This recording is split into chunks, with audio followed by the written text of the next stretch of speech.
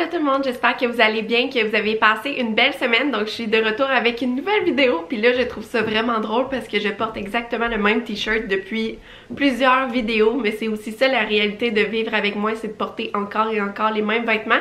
Inquiétez-vous pas, je lave entre chaque fois, bien évidemment. Mais c'était juste un petit fun fact que je trouvais drôle.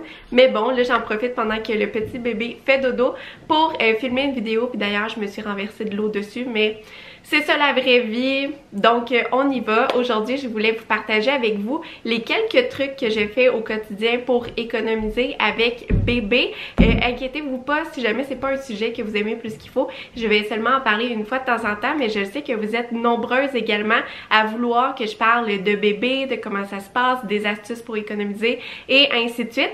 Donc j'ai fait une petite liste de 8 points de trucs que je fais, donc j'espère que ça va vous inspirer ou vous donner des idées. Puis si jamais vous avez des idées à partager aussi, n'hésitez pas à le faire dans les commentaires. Donc c'est parti! J'ai maintenant 3 livres qui sont offerts partout au Canada et en France et actuellement l'atelier Mon année financière est offert en réduction juste à temps pour la rentrée. Toutes les informations seront dans la description.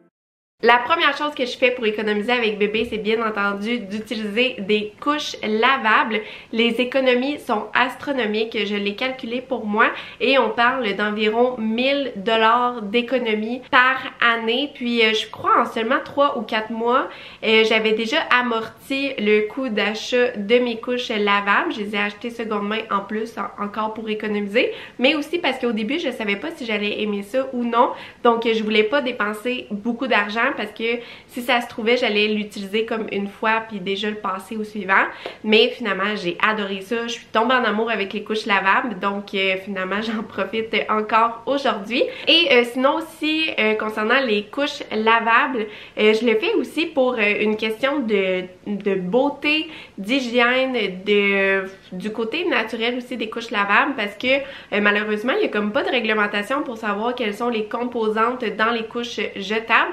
Donc là, je sais au moins qu'avec les couches lavables, seulement le détergent qui est réellement en contact avec mes couches, donc c'est beaucoup plus naturel pour bébé. Mais également, je me suis assurée que c'était confortable pour lui. Ça lui fait une belle peau, il est bien aussi dans ses mouvements et ainsi de suite. Donc pour ces différentes raisons, on a décidé d'adopter les couches lavables. Mais sinon aussi, j'utilise les lingettes lavables et honnêtement, j'adore ça, même je me demande si la différence entre lingette jetable et lingette lavable versus la couche jetable, couche lavable, je pense que la plus grande différence c'est vraiment au niveau des lingettes. Qu'est-ce que je veux dire en fait, c'est que ça lave tellement mieux, c'est tellement plus pratique, c'est tellement mieux. Puis je vous dis, j'ai essayé différentes lingettes jetables, puis honnêtement, je les aime toutes pas pour une utilisation prolongée.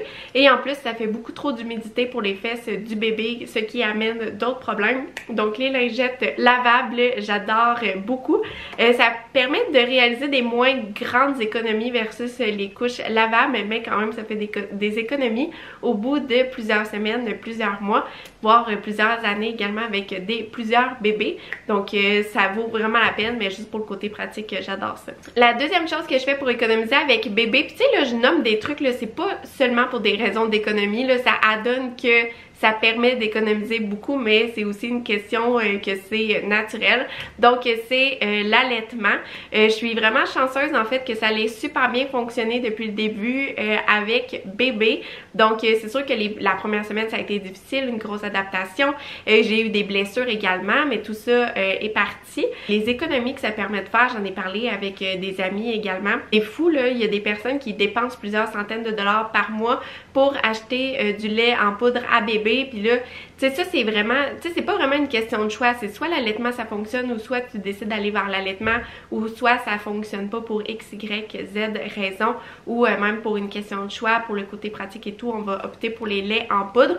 Donc ici, c'est pas une question d'économie ou c'est pas une question de quoi que ce soit, juste que moi, ça s'avère que ça a bien fonctionné avec moi, donc ça me permet d'économiser plusieurs centaines de dollars tous les mois, mais j'ai été chanceuse, en tout cas je me considère chanceuse dans tout ça, donc ça aussi également ça permet de réaliser des belles économies. D'ailleurs, si je peux vous parler de quelques trucs qui ont aidé mon allaitement, des petits accessoires, des trucs comme ça, la première chose que j'ai adoré c'est des coupelles en argent qu'on dépose en fait sur les bouts, puis moi ça l'a surtout aidé au début dans les premiers jours, premières semaines d'allaitement, lorsque j'avais des gerçures, c'était douloureux et ainsi de suite, et ça a vraiment été miraculeux pour moi. Même des fois je me demande si ça l'a pas sauvé mon allaitement.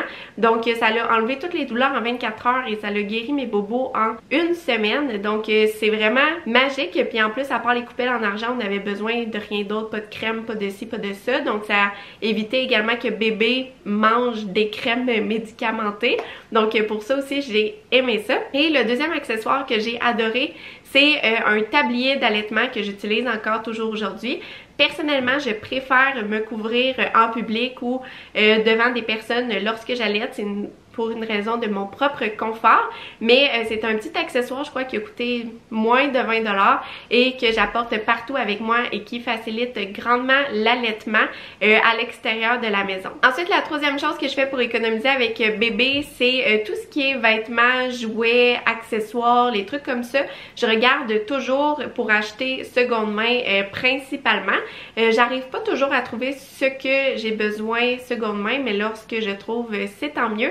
Le meilleur exemple, c'est que hier ou avant-hier, je suis allée acheter un casque de vélo pour bébé sur Marketplace, donc chez quelqu'un, et ça m'a coûté 5 $, donc c'était vraiment pas cher versus l'acheter neuf, que ça aurait coûté au moins 30 $, puis surtout que c'est quelque chose qui va pas utiliser longtemps ni souvent, donc ça c'est le genre de trouvaille qui me permet d'économiser beaucoup. Les vêtements, les premiers temps, les cache-couches, je payais je crois 25 sous le cache-couche seconde main dans une boutique, une friperie.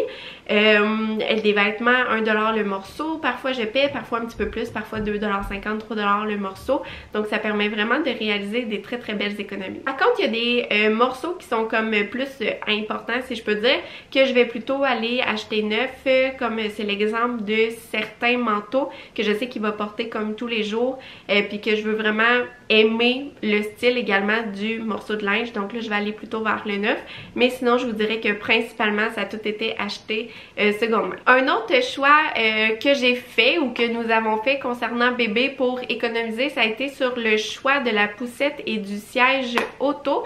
Donc nous dans le fond, on a acheté les nôtres chez Walmart, c'est sûr que c'est pas la meilleure place éthique ni quoi que ce soit pour acheter, mais c'est quand même là qu'on a eu le meilleur prix pour nos besoins, qu'est-ce qu'on voulait acheter également. Donc la poussette qu'on a, c'est une poussette 3 en 1, donc c'est une poussette qui fait landau, qui fait poussette normale là, comme que bébé peut s'asseoir dedans, et qui venait également avec le siège d'auto et la base pour le siège auto, pour la coquille. Puis pour le tout, pendant le Black Friday, ça a coûté 299 $ pour tout ça. Donc c'était vraiment économique. Puis surtout là, on savait comme pas vers quoi aller. On savait pas ça allait être quoi nos préférences. On est allé dans un magasin spécialisé à Québec. Puis il y avait tellement de choix de poussettes, c'était tous des gros modèles qui coûtaient plus de 1000-1500 $.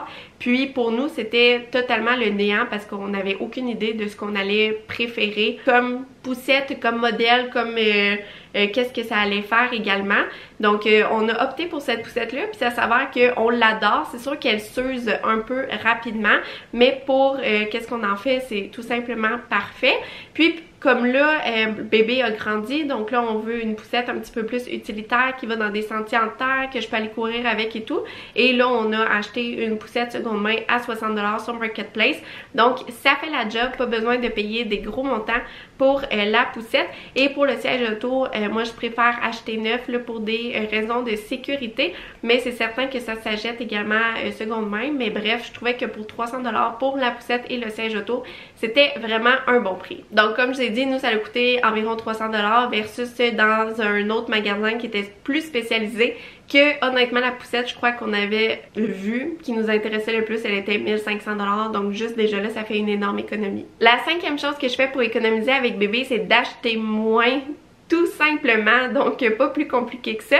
Puis d'ailleurs là je crois qu'on voit ici derrière moi, c'est ces jeux actuellement. Donc il y a seulement son tapis avec une petite boîte avec des petits jouets différents. La majorité, on les a reçus en cadeau ou c'est des personnes qui nous ont donné comme peut-être des surplus de jouets qu'ils avaient de leurs enfants. Puis honnêtement, le petit bébé, il joue très bien toute la journée avec ça. Puis tu sais, je l'amène beaucoup dehors, on regarde la nature, je lui fais sentir les odeurs des plantes, du basilic, les trucs comme ça. Donc on s'amuse autrement, puis on va faire beaucoup de balades de poussettes. Mais honnêtement, là, il n'y a pas besoin de plus que ça. Même il y en avait encore moins, je suis certaine qu'il s'amuserait et qu'il se développerait super bien. Il aime beaucoup les livres aussi. Donc j'ai acheté quelques petits livres en carton au magasin à 1$ et il s'amuse très très bien avec tout ça. Aussi d'acheter moins, c'est que moi au début j'ai acheté seulement comme le strict minimum pour bébé et après j'ai acheté au fil des semaines selon nos besoins, qu'est-ce que je voyais que j'avais de besoin, qu'est-ce qui me manquait et ainsi de suite. Et je suis certaine que ça m'a permis d'économiser beaucoup, plutôt que si j'avais acheté comme plein de choses comme par peur de manquer au début puis que finalement j'aurais pas utilisé la moitié des choses que j'avais achetées. Une autre chose que je fais pour économiser avec bébé, c'est de faire principalement des activités qui sont gratuites avec lui. Donc ça peut être aussi simple que des balades à poussettes, faire le tour du jardin, faire des jeux à la maison, aller voir des amis, faire du plein air, l'amener avec moi vraiment dans mes activités du quotidien, puis honnêtement il adore ça. Je le mets en portage dans le porte-bébé, puis parfois j'accroche du linge sur la corde à linge, puis il adore ça. Il adore ça me voir plier des vêtements. Donc juste pour dire que ça n'a pas besoin de grand chose pour s'amuser. Une autre chose que je fais pour économiser avec bébé, c'est de faire mes purées maison. Donc j'ai décidé de commencer par les purées. Ça fait pas longtemps que j'ai commencé à manger.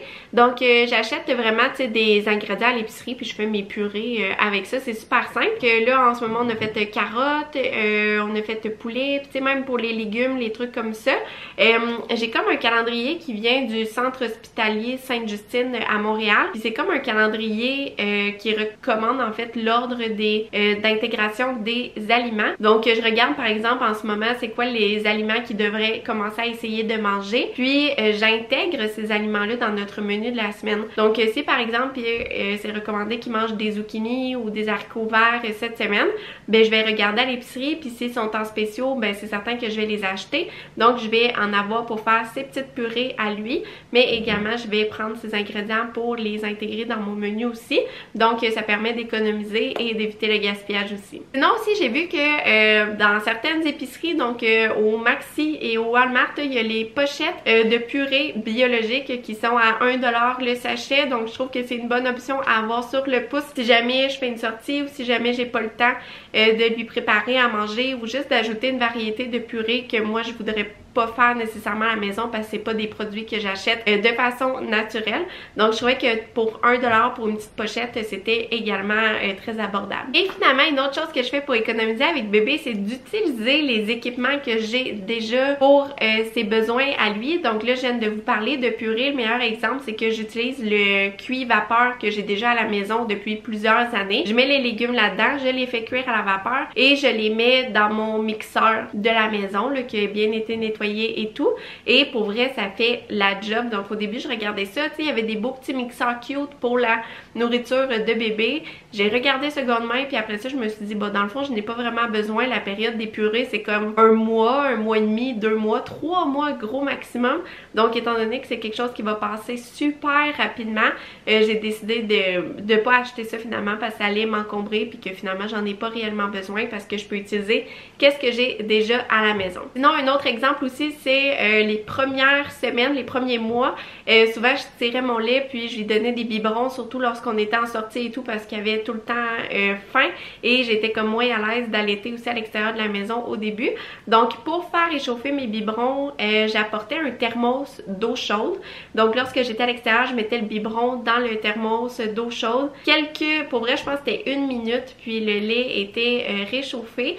Donc j'ai vraiment utilisé qu'est-ce que j'avais déjà pour la majorité de ses besoins. Tu sais, même par exemple pour sa serviette de bain, ben finalement j'ai utilisé une serviette qu'on avait déjà ici à la maison. Donc avant d'acheter quelque chose de nouveau comme de spécialisé pour le bébé, je regarde si j'ai pas déjà quelque chose à la maison qui peut servir pour la même utilité. Donc ça aussi ça permet d'économiser beaucoup d'argent puis ça permet de s'encombrer de trucs qu'on utilisera seulement pour une toute petite période. Donc voilà, c'est les quelques trucs que j'ai pensé, de trucs que je fais en fait pour économiser avec bébé. Encore une fois, c'est pas une question de radinerie ou d'être cheap ou quoi que ce soit, c'est vraiment des choses qui se sont faites comme super naturellement.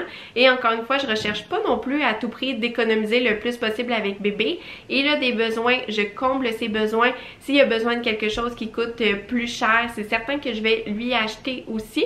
C'est juste qu'il y a beaucoup de choses au quotidien que je me rends compte que finalement ça coûte pas nécessairement cher de faire pour lui et que finalement en fait avoir un bébé, ça peut être possible de s'en occuper sans dépenser des fortunes, mais encore une fois, si jamais il a besoin de quelque chose, c'est certain que je vais lui acheter, lui procurer. Donc, c'est pas juste une question d'économie ici. Donc voilà, j'espère que vous avez aimé cette vidéo. J'espère également que ça vous a donné peut-être quelques idées pour vous si jamais vous attendez un bébé ou si vous avez eu un bébé récemment. Et si c'est le cas d'ailleurs, félicitations, vous allez voir, c'est une super de belle aventure remplie d'amour et remplie de bonheur. Et sinon, on se retrouve une semaine prochaine dans une nouvelle vidéo. Bye tout le monde! J'ai maintenant 3 livres qui sont offerts partout au Canada et en France et actuellement l'atelier Mon année financière est offert en réduction juste à temps pour la rentrée. Toutes les informations seront dans la description.